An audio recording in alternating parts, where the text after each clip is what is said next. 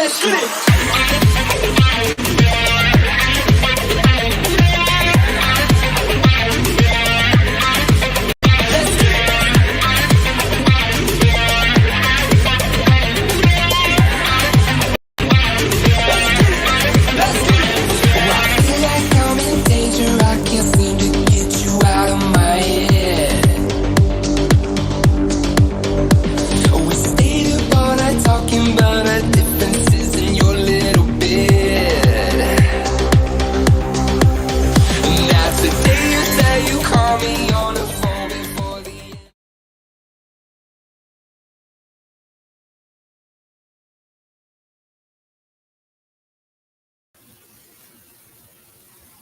Hey guys, we have technical difficulties.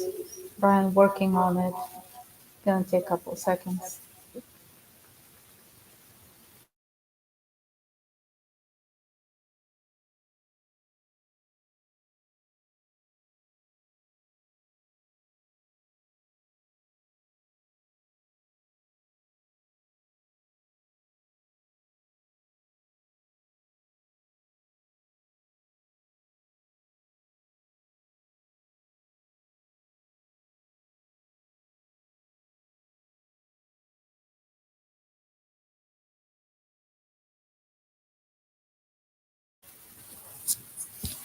Hope everybody's doing well and being safe on the road. For some reason, the computer is acting up. Bryan trying to restart everything, and he will be here as soon as possible.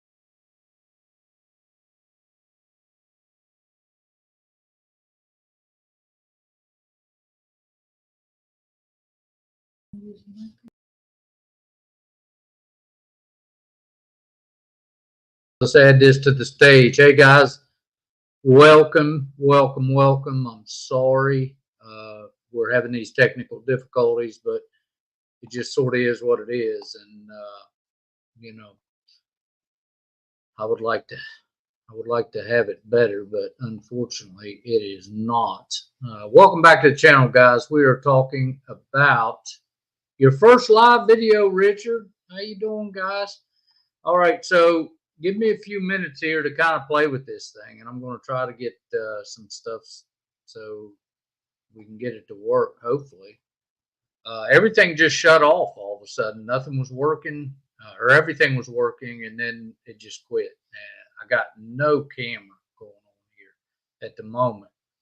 I'm going to try to unplug this camera, and I don't know. We're going to figure it out.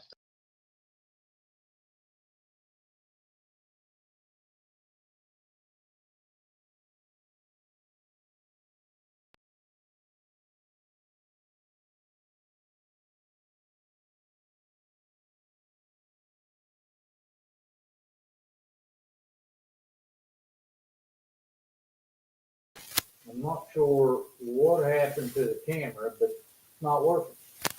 So let's kind of go on. Do you have my audio? Can you hear?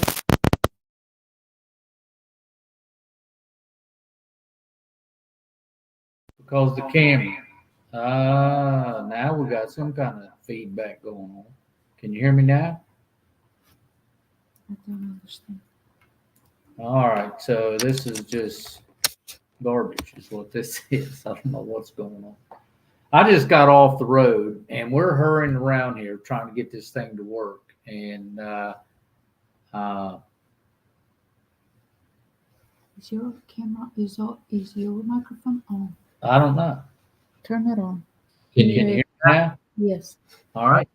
You can hear me? Okay, so you can hear me now. So I literally just rolled in, and when I got here, I was turning around to get this done.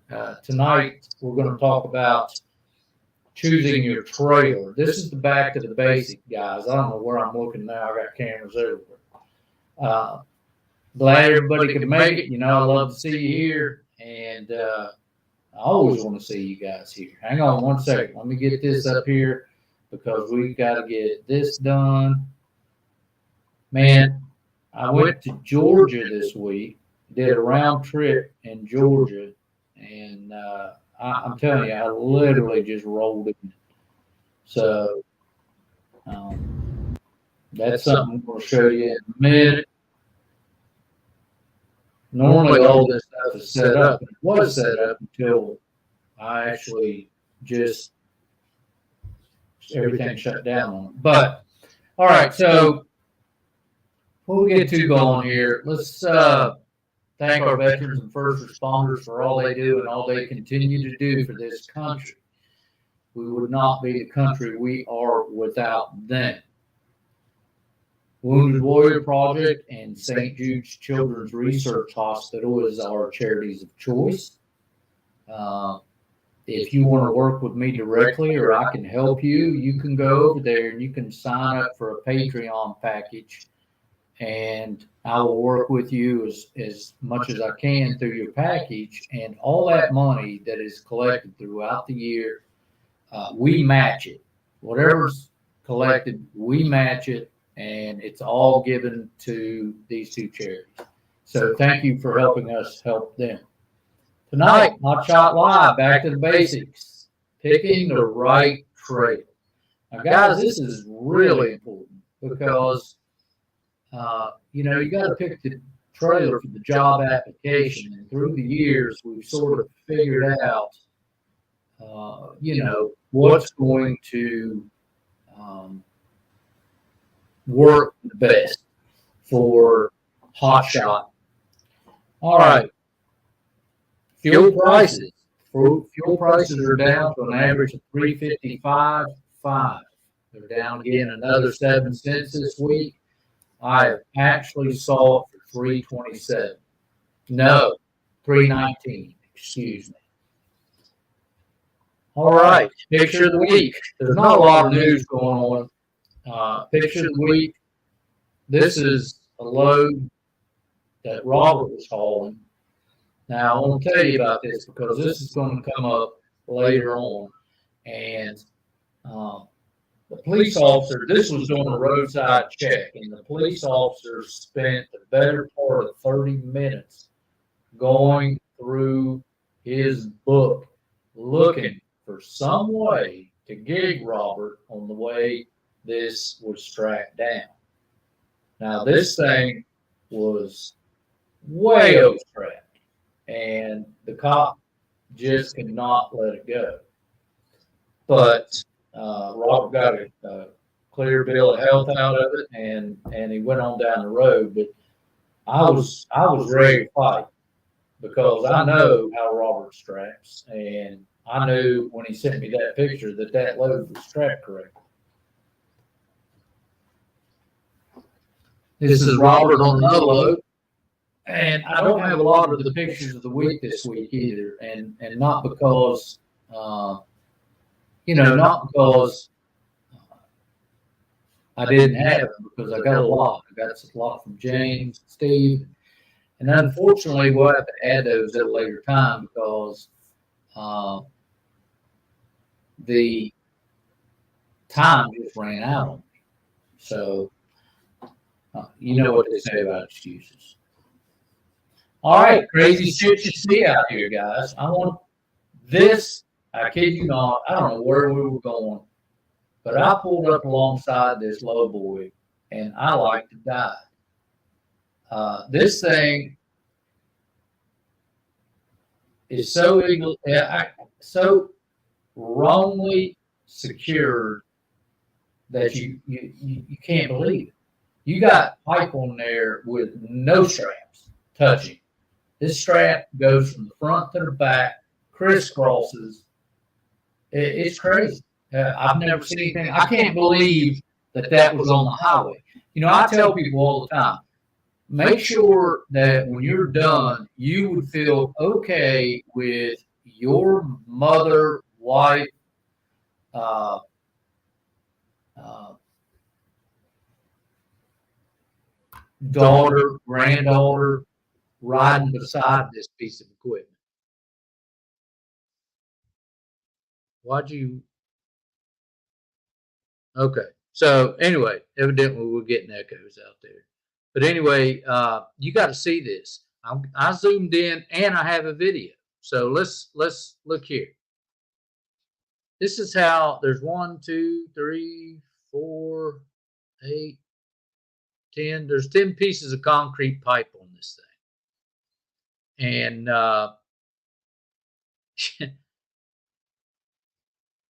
yeah, it is absolutely insane. Look here. Look at this. Okay. Look right there. Oh, daggone it. Let me back it up. Right Okay. there. The strap's not even touching that one. It's not even touching. So you got probably a ton and a half piece of concrete sitting there, just sitting on the deck, hoping that you know, the friction between the two of them will hold it on.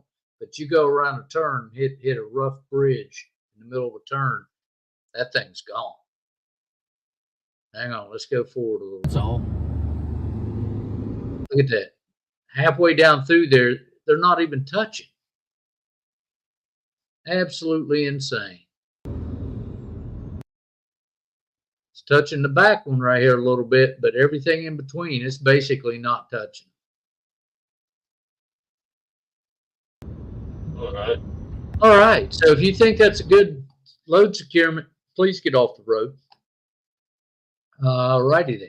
So let's see what else we got. All right, under the hood. Well, I just got back today. I literally 5 minutes ago typed that on there. I got back.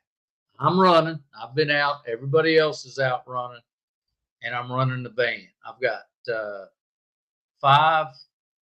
Yeah, I got 5 jobs lined up for that van, and it's going to start raining. So yay me. So yeah, that's what's going on there. Now this evening we're going to talk about picking the right trailer. There's not a lot of slides. We're just going to discuss it. I've got a new insight on this, and really want you guys to pay attention, because there's some things that we're going to discuss about what you want to be looking for when you're picking your trailer. So let me get off here. I'm going to remove this. We're done with that. There we go. We'll just put it up here like this. All right. So guys, when you're picking out a trailer, I know this looks weird. It doesn't look like what I'm used to. I'm ugly enough from the front. You get the side view of me, man. It's rough. But all right. So my new thought process on trailers is this. I've learned over the years that no matter the manufacturer that you're purchasing from, all they're really providing you is a frame. The monster ramps, for example, are off the shelf. The axles are off the shelf. The air ride system are off the shelf. The boxes are off the shelf. So what are we really looking for when we start buying a trailer? What you want to be very, very cognizant of is you do not want to be purchasing something with bad welds. Okay, you want to look at the welds, and make sure that your welds are good and thick and heavy. You take, for example, a Diamond C, top of the line. Well, let's go this way. Most expensive. Why is it the top of the line? I don't know. It's got to be the welds because everything else is off the shelf. Okay? Everything else is off the shelf. So what we're looking for are welds. And if you go out and you buy a trailer and they have weak, thin welds, then it doesn't matter. It doesn't matter who made the trailer. If the welds are bad, the trailer's going to go bad because it's not going to stay square. It's going to dog track. The whole thing's going to go bad. Now, if here's something. I've got this trailer out here I'm running now. I don't mention the name of the trailer because I no longer recommend it. The welds on it are really, really good. Okay, I like the welds. The problem with this trailer is it is painted and not powder coated. It is painted and not powder coated. Why does that matter, you ask? Because I spend a tremendous amount of time painting this thing and keeping it looking good. Because if you don't, it'll look like a rust bucket in 6 months. Rock chips, the paint doesn't stick well, it blisters and peels. Trailer's okay. I mean, the framework on it's fine. I don't have a problem with the way it's framed out and the way it runs. Like I said, everything on it's off the shelf, but it's painted. So I will never buy a painted trailer. If it is not powder coated, it's not worth having, no matter who makes it. So now, when you look at the fit and finish of a Diamond C compared to the trailer I have, it's night and day. Absolutely night and day. Diamond C spends more time on the trailer making it look nice. That's what you're buying. Okay, you're buying the time it took them to make that trailer look good. Okay, air ride system. Air ride system on all of them. Like I said, it's out of the box. They're made by specific companies, and these trailer companies just adapt it to their system. That's all it is. I've really taken a hard look at this stuff and decided that if you can get a trailer that's got good welds and that is powder coated, you're going to be okay. You don't need to go to a Diamond C. They're a great trailer and they're light. That's the other thing you got to check out is how much does this trailer frame weigh? Okay, because the one I've got out there is 10,000 pounds, just maybe a little over 10,000, and then when you laden it up with all the gear, it's probably closer to 11.5, something like. I'm sorry, 10.5. So that's a lot of weight to be toting around. Where the economics would come in, like with a Diamond C trailer, would be the simple fact that you're going to tote around a couple thousand pounds less. Now, one of the things everybody has to determine before buying a trailer is what's your ultimate goal with what you're going to do, because you don't want a flat deck trailer if you're hauling cars. That's not your optimal situation. You want a car hauling trailer. As far as size goes, a couple things on the size is this. If you're running the roads, yeah, I'm going to tell you something I'm in the middle of doing, and I've been in the middle of doing this for a month and a half, trying to figure out what I was going to do next. But if you're out running the roads, let's go this way. If you're out running the roads, your optimum trailer size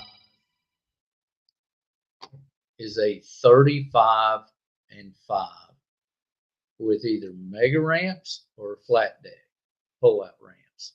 Either one of them's fine. Both of them has its pros and cons. Okay, but that 40-foot section, that 40-foot gooseneck, is the ultimate size for a Hotshot. Now, if you go bigger than 40 feet, okay, now your weight's going up. You're losing fuel economy. And you're probably not going to fill that deck the way the market is right now. If you go smaller, you're going to have better weight.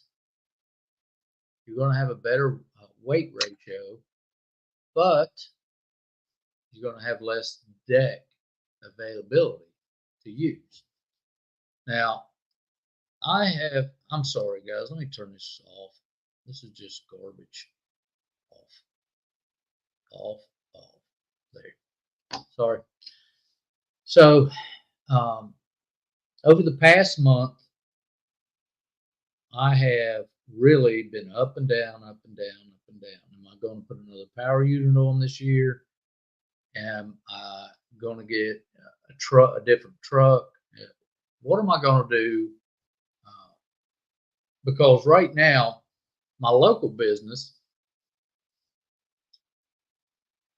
I'm trying to figure out how to optimize it with my in-house customers for my local stuff. And it's not local delivery, it's just people close, local pickups where I've got customers. So I had all these things. I've talked to Robert, I've talked to Jim, I've talked to everybody. It's like, hey, I'm not sure what I'm going to do. And through the whole gambit of things, from my local stuff over here, I'm actually going to buy a smaller trailer. Can you believe that? I went from a rollback to a flat deck to a power unit and another trailer. But when it boiled down to it, and you look at, or I looked at what I was moving consistently, the smaller trailer would work best for me.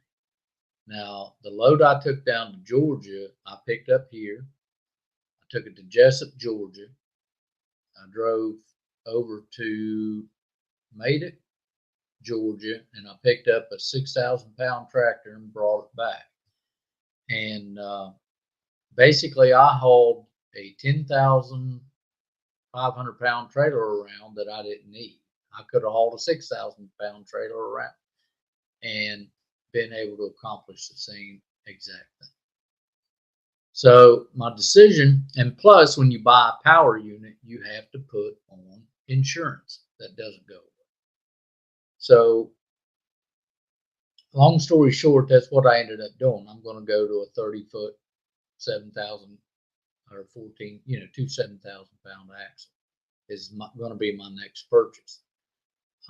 And that'll just be for my local stuff. So that's what I'm doing. So when you're looking at these things, make sure your trailer's powder coated. That's a big thing. You want to have you really don't need 15,000-pound axles. Your best bet is a 12,000-pound axle. I do recommend air ride because there's a lot of, number one, it's going to make your ride better. Number two, there's a lot of stuff that we haul that require air ride. So yeah, there's things to be cognizant of, is that a trailer is just the frame. All you're buying is the frame. Everything else is off the shelf. Okay. So what they're giving you in the frame is the welds and being powder coated. Those are the two things you want to be looking at. Let's get your questions ready. Do we have any questions? Not yet? Okay. I would like to think about the trailers I've had And I've never had so much trouble out of a trailer than the PJ I purchased. And that was a COVID PJ trailer. I'm hoping that they're better now, but that COVID trailer beat my ass. It just ate me alive. And we're still welding because it still welds crack and that kind of stuff. But we fixing them and they're holding up a little better now. But you know, when what you doing, me? My job. You're sticking your face in there. You want this one? You sure? Okay. So, uh, so yeah. Now I haven't had any problems out of this trailer I've got now, except for the paint, and that paint is awful. And you know, I'm anal about my stuff. I want it to look good all the time, and so I'm constantly out there dicking with it all the time, painting on it, making sure it looks right, cleaning it up. Yeah. So it's an air ride trailer. Let me have that one. Let's have this one. Is an air ride trailer an active system or just as airbags level like on my truck? No. See, both systems should be active. Your truck should be active as well. If you have an onboard compressor on your truck, then when your truck goes to squat, it'll lift it up. On my trailer, I'll roll into a place, and as soon as they set something down on it, you'll hear that compressor kick in, and it'll start lifting it up and filling those airbags up. So it is an active system. When you take stuff off, you'll hear it release, and it'll release the air out of them and get it back down to a rider. Okay, so what we got? I see Nova. What's he doing? He's over there causing trouble. I'm going to McDonald's. You're going to McDonald's? Told you to get your CDL, man. All right. Nova's been with me since the beginning. I told him in the beginning.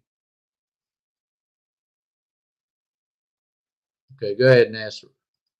Okay, hey Richard, airline. No, the air compressor on the trailer is self-contained.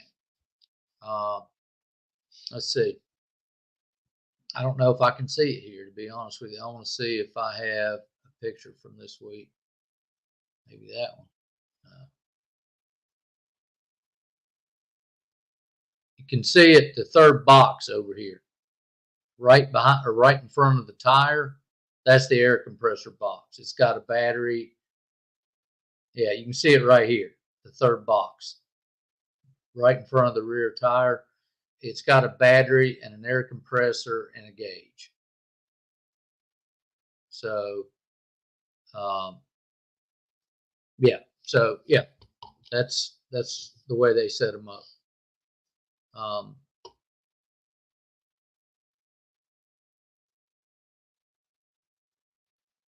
Go ahead, put him on there. I'm found CDL school in Sealy, Texas for 3 or 4 weeks. Take the damn course, man, and get the right trailer and get your butt out there. Come over and lease on to me.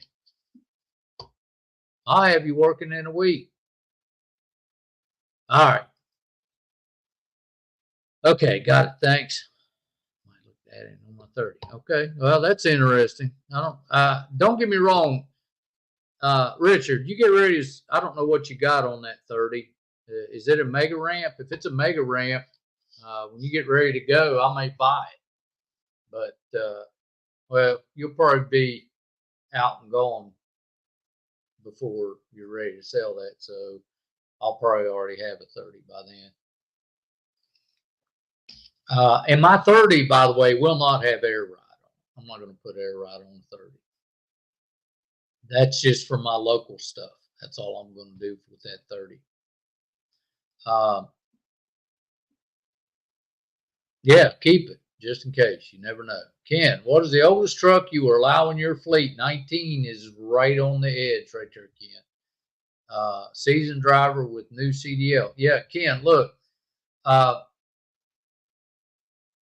we have James on here. I saw him a minute ago, and he'll flat tell you an old truck's not going to work for you. James, you can type in there if you want. If you try to run old equipment, you will spend more time sitting along the road than you will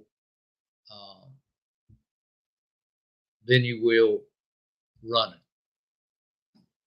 So they're tired, man. Old equipment's tired, and it just will not hold up under these kind of stresses. I can't stress that enough. Jim, if you're around there, you can type something in if you want. But I would go back to an 18, I guess, depending on the mileage on it. But maybe even a 17, depending on the mileage. But I wouldn't go much further than that. You would just it would just have to be hit and miss, and let's talk about it, because you start getting into 10-year-old trucks, them guys are tired. Jim said mine was 14 Chevy new motor. Okay, Jim had a 2000 what? 14. 2014 GMC with a new motor. This job ate it alive. I made a comment the other day that you may give me a new heart. You might give me a new heart, and I might come out feeling like $1 million, but my knees and my back are still old and hurting, and that's what'll affect. You may have a new heart, but the rest of the truck is tired. All right, so what else we got? Instead of 18,000, he means 8 what? 18,000 what? 8,000 pound axle. Yeah, 8,000 pound axle. What about it? I didn't see 18 on anything. Marty G, what do you think about a 3-axle trailer? Drive on fenders, 18,000 pound axle. You mean 8,000 pounds? Yes. Okay, so here's your thing.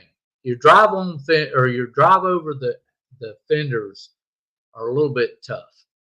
Okay. There's some places that will not load them. Now, I think there's a place for every trailer.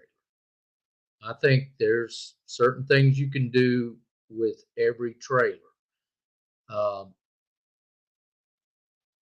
I'm not sure how steep your drive over axles are, but there's some cars you can't do that with because they're too low.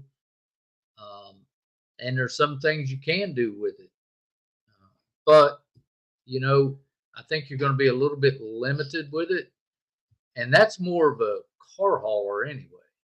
So if you're going to do cars, I think you'll be fine with it. If you're going to do freight, there's going to be a lot of places that won't be able to load you because I'm looking at this one going over here. Why don't you take this one? Take that. Here, I'll just switch this one. What do you think of me now? So I have no control. So you've got it all. So as it is, if you're going to do cars, I think that would be fine. But because those fenders stick up, even though you can drive over them, there's still a voided area down in there that could be difficult for people to load, and they may not load you for that reason. So I don't know. I really don't know how that'll work. That's my mic, by the way. Turn on that one. Turn on this mic? Okay. Man, we are like monkeys chasing a football in this place. So turning that on, turning that one off. Can you hear me now? Not at all? Okay, I'll go back on there. Anyway. So yeah, that's your answer, Marty. I hope that helps out, buddy.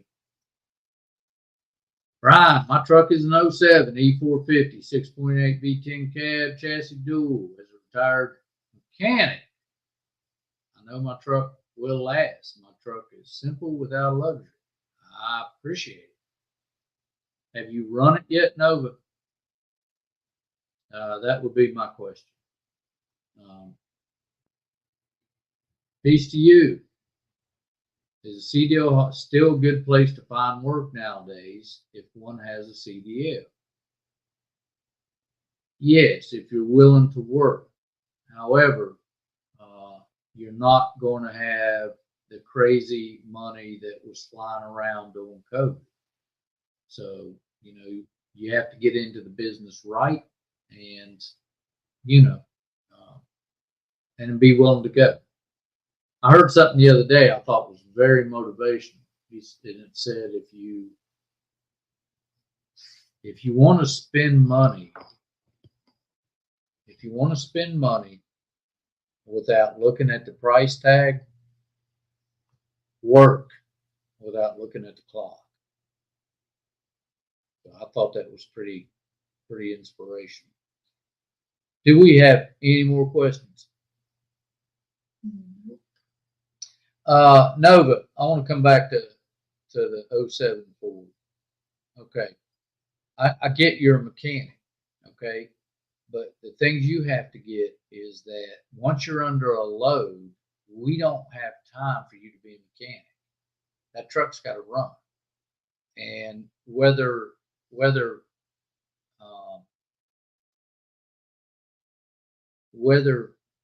you're a good mechanic or not makes no never mind when you're on a schedule to get to a customer and you can't make it because your truck's broke down and you're constantly limping because your truck's broke down. And Jim will tell you,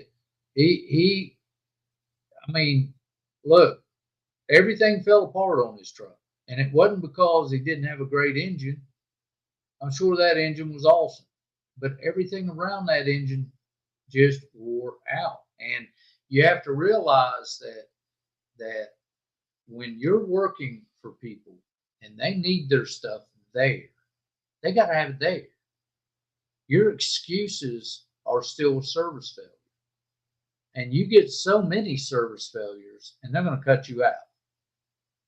Okay? They're going to cut you out. And that's why when they cut you out, that cuts me out. Okay? If you're running under my numbers, then that cuts me out. They've cut me out because I'm not providing good equipment to them. And you have to realize this. Sitting alongside of the road, having to pay $300 or $400 for somebody to bring you something, some hose or some clamp or some bearing, then you're not going to be able to keep everything on the truck that you need on the truck. So yeah. All right. So what else we got? For all those business associates out there that's on the channel right now, we have a safety meeting and a business meeting coming up in about 20 minutes on Zoom. I sent everybody the link. If we have no further questions, just remember that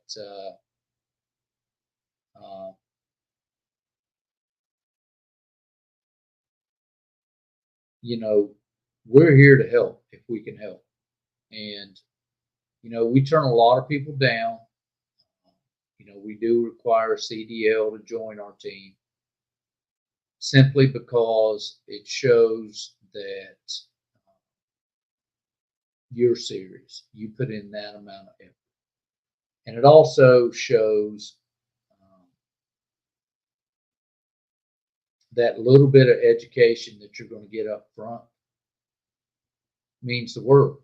You're going to get a little bit of education. You're going to feel and know what it's like to be in a big truck because you're not much smaller than a big truck. My truck's longer than a 40-foot in a day cab semi. Okay. And you've got to know this kind of stuff. Now, Mila and I want to wish everybody a great evening, great rest of your week. If you're down in the southern states, please be safe. The hurricane has made landfall. If you're going to be going down through there, drive safely. Do not drive through water. Doesn't matter what you think your truck can do, that shit will drown you. So, we love you. We mean it. We'll see you next week at this time. Like, subscribe, hit the little bell for notifications. Hey, I got to have this other thing back because I can't do anything over here. I can do the same thing over here? Yeah. I don't think I can. I don't have what I need. It's here. Okay. So, yeah, we're just messed up here. All right. Thanks, guys. It's Bryan with DD214. See you next week.